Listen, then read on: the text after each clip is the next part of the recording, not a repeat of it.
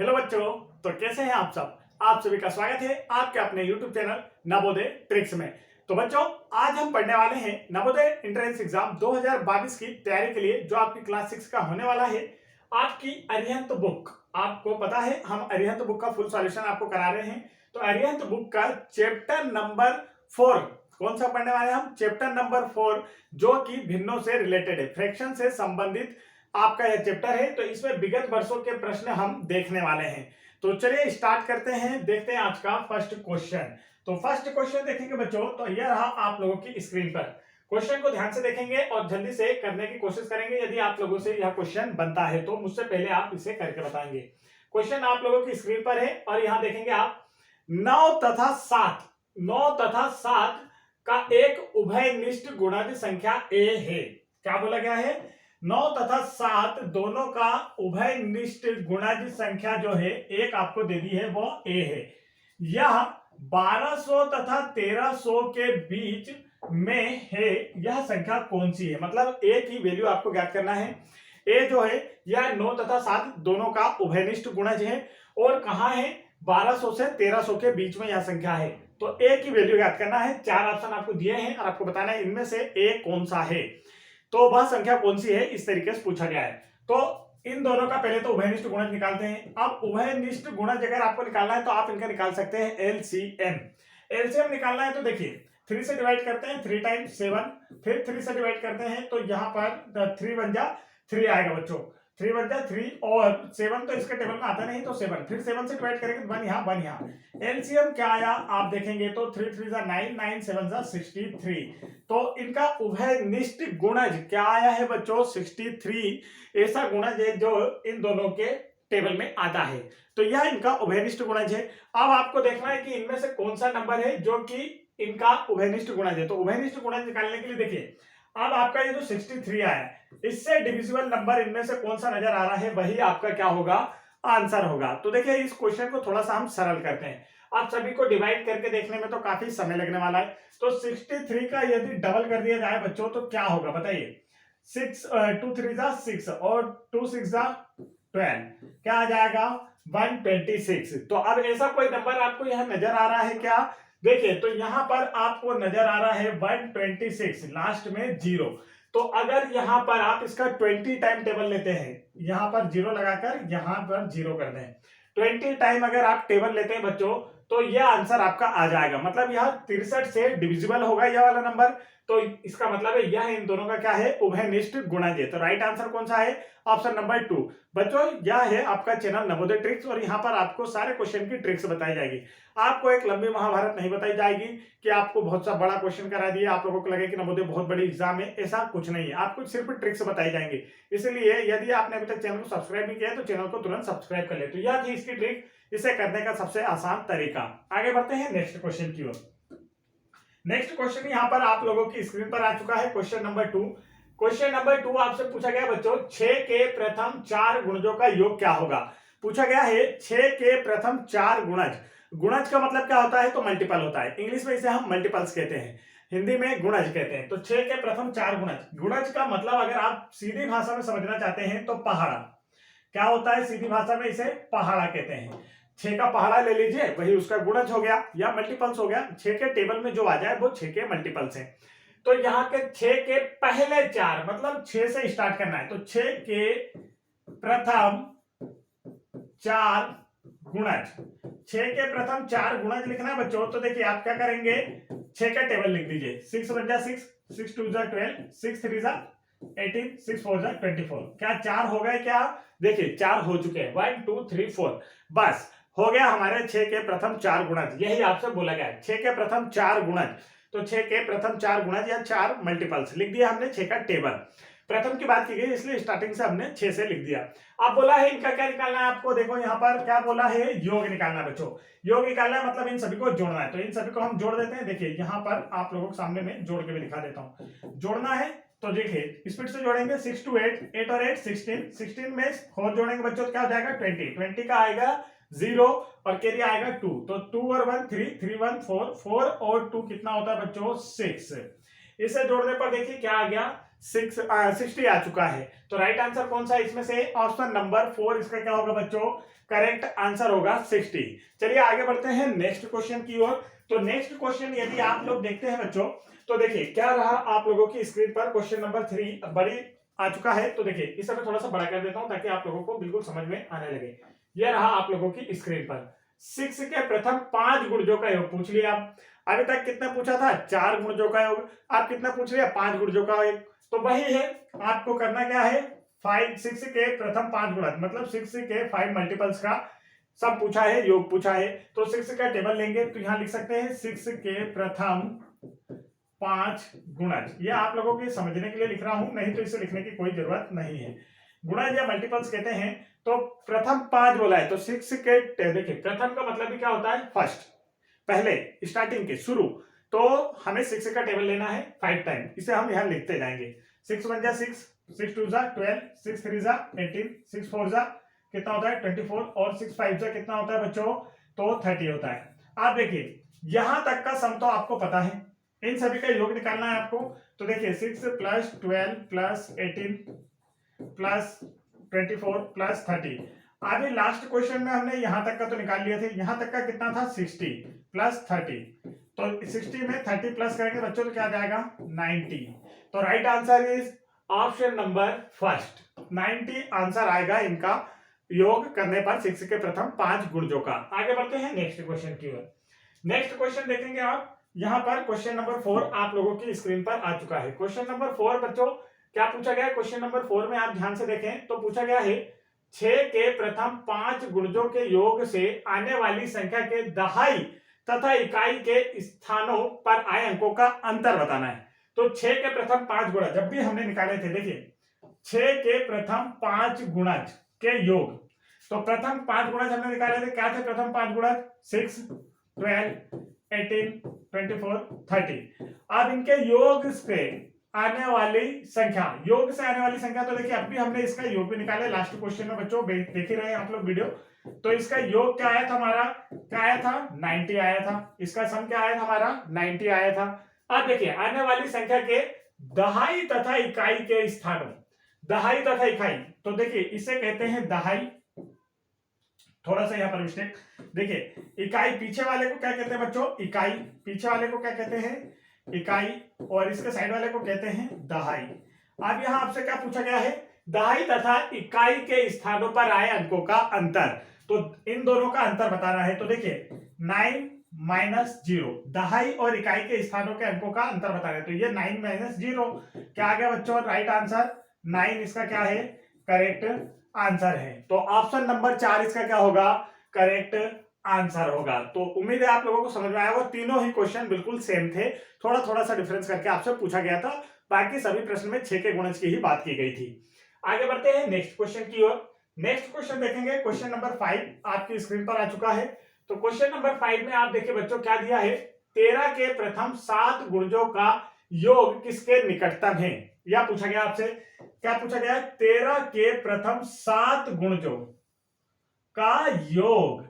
तो 13 के प्रथम 7 गुणज लिखे पहले तो हम, तो देखिए यहां पर लिखते हैं हम 13 के प्रथम 7 गुणज। प्रथम 7 गुणज लिखना है बच्चों, 7 गुणज लिखना है, प्रथम लिखना है, मतलब कि फर्स्ट स्टार्टिंग से लिखना है। तो 13 का टेबल आप 7 टाइम तक लिखिए और उसे लिखते जाइए। तो 13 का टेबल लिखते हैं हम, देखिए 13 बन जाए 31 26 39 52 65 78 और उसके बाद 91 फिर 104। कितने पूछा है? 7 पूछा, हमने 8 लिख दिए। 1 2 3 4 5 6 7 और ये 8 लिख दिए। तो यहां पर आपसे 7 ही पूछे गए हैं, तो यहां पर हमने 7 लिख दिए बच्चों। देखिए 13 के प्रथम 7 गुणज हमने लिख दिए। अब इनका आपसे पूछा है योग। योग मतलब कि इनको क्या करना है? आपको जोड़ना है और बताना है कि किसके निकटतम आएगा दिए गए ऑप्शनों के अनुसार। तो अब इन्हें हम सटासट जल्दी से जोड़ देते हैं। देखिए अगर आप इसे जोड़े बच्चों, तो यहां पर पहले तो हम यहां पर इस तरीके से भी लिख सकते हैं, चाहे तो आप योग लिख सकना है तो इसका जोड़ का साइन लगा देते हैं हम यहां पर, कि प्लस का साइन लगा लिया हमने यहां पर पूरे क्वेश्चन में, ये हमने लिख दिए। अब इसका आपको बताना क्या है बच्चों? योग बताना है। तो लास्ट डिजिट जोड़ते जाते हैं और आगे बढ़ते जाते हैं, सारे नंबर्स को एक साथ जोड़ते हैं। देखिए 1 और 8 9, 9 में आप 5 जोड़ेंगे तो 14, 14 में 2 जोड़ेंगे तो कितना हो जाएगा 16, 16 में 9 जोड़ेंगे बच्चों तो क्या हो जाएगा 25, 25 पे 6 जोड़ेंगे तो 31 और 3 जोड़ेंगे तो 34। आप देखिए क्या आया है आपका, यहाँ पर मैं लिख देता हूँ 34, तो 34 का यहाँ पर आएगा 4, कैरी आया 3 बच्चों, कैरी कितना है 3, तो 3 और 9 मिलकर 12, 12 में 7 जोड़ेंगे तो 19, 6 जोड़ेंगे तो 25, 5 जोड़ेंगे तो 30, 30 में 3 जोड़ेंगे 33, 33 में 2 जोड़ेंगे तो कितना हो जाएगा 35 और 1 मिलाकर 36। तो इसका देखिए राइट आंसर क्या आ रहा है 364 आ रहा है। अब ऑप्शन के हिसाब से आपको बताना है कि यह किसका निकटतम है। निकटतम का मतलब अप्रोक्सीमेटली इसका आंसर क्या आ रहा है। तो देखिए 364 किसके ज्यादा नजदीक दिख रहा है इन सभी ऑप्शंस में, तो यह 365 के ज्यादा नजदीक दिख रहा है। 360 तक अगर हम जाते हैं तो 4 कम करना होगा और 365 जाते हैं तो सिर्फ 1 बढ़ाना होगा। तो 4 ज्यादा होता है या 1, तो 1 हमें निकटतम मतलब पास में एकदम पास वाला, तो 1 कम होता है तो इसे हम इसके पास कर देंगे। तो राइट आंसर ऑप्शन नंबर 2। आगे बढ़ते हैं नेक्स्ट क्वेश्चन की ओर। क्वेश्चन सारे सरल हैं, आपसे सिर्फ यहाँ पर गुणज या मल्टीपल से क्वेश्चन पूछे गए हैं। अब यहाँ पर देखिए आपसे पूछा गया है 6 के गुणक हैं, 4 ऑप्शन आपको दिए गए हैं और पूछा गया है कि 6 के गुणक, गुणक का मतलब होता है फैक्टर और गुणज का मतलब होता है मल्टीपल, दोनों में अंतर होता है जमीन आसमान का, याद रखना है आपको। तो यहाँ गुणक, गुणक का मतलब क्या होता है फैक्टर्स पूछे गए हैं कि यह जो 30 है यह किस किस के टेबल में आता है। तो देखिए एक तो सभी के साथ परमानेंट होगा, एक सारे कोई से भी नंबर हो सब एक टेबल में सभी आते हैं। उसके बाद देखेंगे ऑप्शन से करेंगे तो आपको इजी पड़ेगा, ऑप्शन से करने में क्या होता है आपको इजी होता है। देखिए 1 के टेबल में आता है, 2 के टेबल में 30 आता है क्या आता है, फिर 3 के टेबल में 30 आता है क्या आता है। तो आप जो सबसे लॉन्ग वाला है इसे ही चेक करेंगे।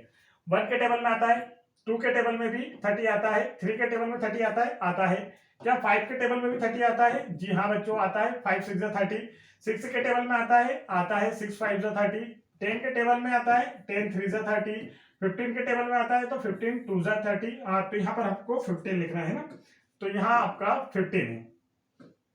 फिर 30 के टेबल में भी तो 30 आता है वन टाइम में। तो राइट आंसर कौन सा है बच्चों इसका, ऑप्शन नंबर 4 क्या है इसका करेक्ट आंसर है। 30 के इतने फैक्टर्स होते हैं या गुणक होते हैं। तो इस तरीके से आप ऑप्शन से करेंगे तो आपको ज्यादा आसान हो जाएगा, आपको करके नहीं देखना होगा ना ही सोचना होगा। आगे बढ़ते हैं नेक्स्ट क्वेश्चन की ओर। नेक्स्ट क्वेश्चन यहां पर देखेंगे आप, क्वेश्चन नंबर 7 आपको नजर आ रहा होगा। क्वेश्चन नंबर 7 में आपसे क्या पूछा गया बच्चों, ध्यान से देखिए। क्वेश्चन नंबर 7 में आपसे पूछा गया है एक संख्या ऐसी बताइए, दिए गए ऑप्शनों में से आपको बताना है एक ऐसी संख्या जो 50 से कम है। आप पहली शर्त आप देखते जाएंगे और उसी हिसाब से इसे करते जाएंगे। पहली शर्त क्या है 50 से कम, तो 50 से ज्यादा वाला ऑप्शन तो आपका कैंसिल हो गया, ये तो आपका आंसर हो ही नहीं सकता। दूसरा 7 की गुणक है, तो यह क्या होना चाहिए संख्या 7 की गुणक मतलब 7 के टेबल में आना चाहिए। तो 7 2 जा 14, 7 6 जा 42, 7 7 जा 49, सभी 7 की गुणक है। तो यह तो तीनों ऑप्शनों में आपके लागू हो गई। तीसरा देखेंगे आप यहाँ पर वह के कुल 3 गुणनखंड है, तो ऐसी संख्या बताना है जिसके कुल 3 गुणनखंड है। गुणनखंड मतलब फैक्टर, अभी हमने जैसा देखा था। तो 14 का अगर आप देखते हैं तो 14 का देखिए इसका 1 तो मल्टीपल आपका एकदम फिक्स होगा, फिर उसके बाद 2 के टेबल में भी आता है और 7 के टेबल में भी आता है। 42 का देखें तो यह 1 के टेबल में आता है, 2 के टेबल में आता है, 3 के टेबल में आता है, 6 के टेबल में आता है, 7 के टेबल में आता है और 42 के टेबल में आता है। 49 देखे बच्चों तो यह 1 के टेबल में आता है और 7 के टेबल में आता है।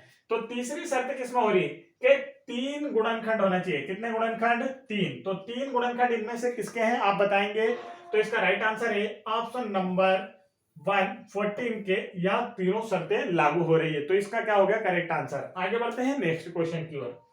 नेक्स्ट क्वेश्चन देखिए आप लोगों को क्वेश्चन नंबर 8 यहाँ स्क्रीन पर दिखाई दे रहा होगा। क्वेश्चन नंबर 8 में आपसे क्या पूछा गया है 12 तथा 15 के सर्वनिष्ठ गुणनखंड क्या है। तो आपसे पूछा गया है 12 तथा 15 के सर्वनिष्ठ या उभयनिष्ठ जो फैक्टर है वह क्या है।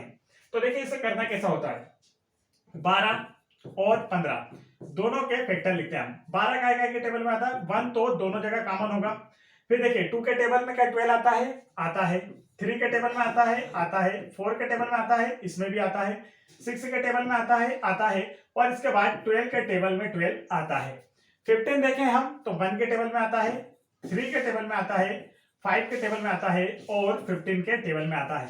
तो देखिए सर्वनिष्ठ या उभयनिष्ठ की यदि आपसे बात की जाती है तो सर्वनिष्ठ उभयनिष्ठ गुणनखंड, तो इसका मतलब इंग्लिश में क्या होता है बच्चों, तो इसे कहते हैं कॉमन फैक्टर। क्या कहते हैं?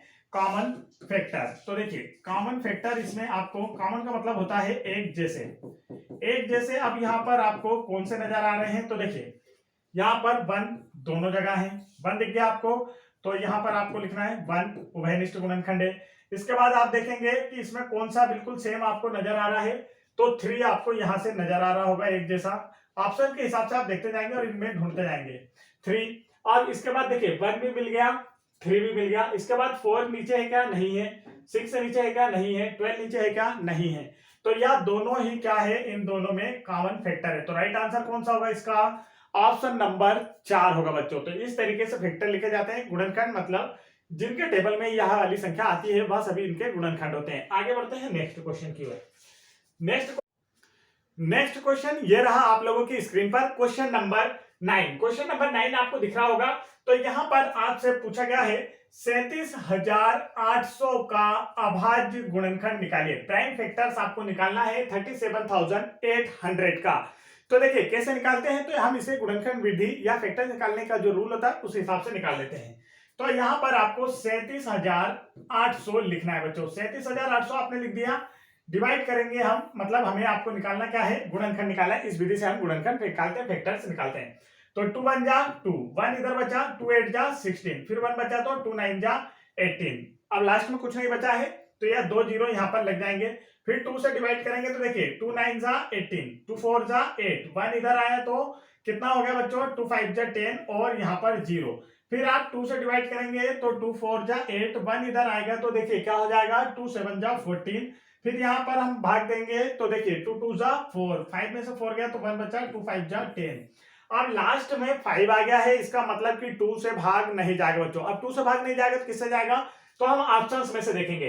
देखिए कितनी बार? 3 टाइम 2। तो इसमें किस नंबर के ऑप्शन में नजर आ रहा है आपको? इसमें 3 टाइम 2। अब बारी किसकी आ गई है? 3 की। तो आपको 3 से डिवाइड करके देखना है। तो 3 से डिवाइड करते हैं, 3 1 जा 3, 1 बचा तो 3 5 जा 15, यहाँ पर 2 बचेगा 22 हो गया, 3 7 जा 21, 1 बचेगा 3 5 जा 15। फिर 3 से डिवाइड करेंगे, देखिए फिर यहाँ से 3 से है तो 3 5 जा 15, 3 2 जा 6, 1 इधर आएगा 3 5 जा 15। फिर 3 से करेंगे तो 3 1 जा 3, 2 इधर आया तो 3 7 जा 21, 1 इधर आया 3 5 जा 15। आप देखेंगे यहाँ पर 3 यहां तक आ गया। अब आगे आपके ख्याल से जाएगा, 3 से नहीं जाएगा क्योंकि 3 से डिवाइड करने का रूल आपको यदि पता होगा। देखिए 1 और 7 8, 8 और 5 13, तो डिवाइड नहीं होगा। तो किससे होगा? अब यहाँ आप देखेंगे ऑप्शन में ही देख के चलते चलेंगे। तो 5 से डिवाइड करेंगे आप इसे, तो देखिए थोड़ा ऊपर में बढ़ता हूं, 5 से डिवाइड करते हैं। 5 से डिवाइड करना है बच्चों तो 5 3 जा 15, 2 इधर आया 25 हो गया, 5 5 जा। फिर आप देखेंगे 5 से डिवाइड करना, 5 7 जा, 7 से डिवाइड करेंगे तो 1। तो हमारा क्या क्या आया इसे देखेंगे, 1 2 3 और 3 टाइम तो आपको 2 2 लिखना है, 3 टाइम आप लिखेंगे 2। फिर मल्टीप्लाई करके कितने टाइम आपको 3 लिखना है इसे भी काउंट करें, 3 टाइम 3 भी लिखना है। आप देखेंगे तो 3 टाइम आपको 3 भी लिखना है।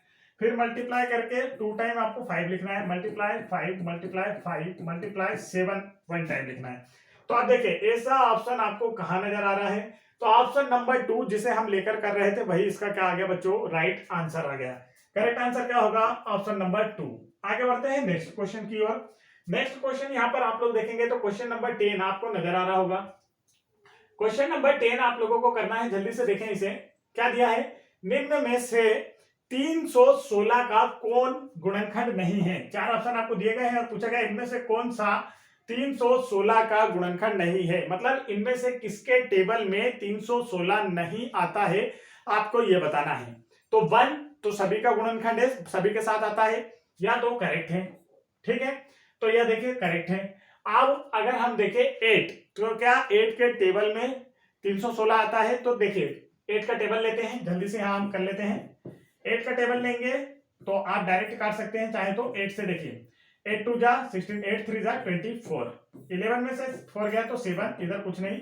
अब यहां देखिए 8 के टेबल से यह डिवाइड नहीं हो रहा है बच्चों, तो इसका करेक्ट आंसर क्या होगा? ऑप्शन नंबर 4 8 क्या है? इसका गुणनखंड नहीं है। इसके अतिरिक्त बाकी नंबर से डिवाइड होगा। देखिए अगर यहां आपको 1 58 दिया है, तो इसमें अगर आप 2 से मल्टीप्लाई करते हैं बच्चों तो देखिए 2 8 जा 16, कैरी आया 1, 2 5 जा 10 और 1 11, कैरी आया 1, 2 1 जा 2 और 3, तो इसके टेबल में तो आ जाता 2 टाइम में। ऐसे ही यहाँ पर आप अगर इसे 4 टाइम करते हैं, 79 में 4 टाइम मल्टीप्लाई करते हैं तो क्या जाता 4 9 जा 36, 3 यहाँ आएगा, 4 7 जा 78 और इसे मिलाकर हो जाएगा 31।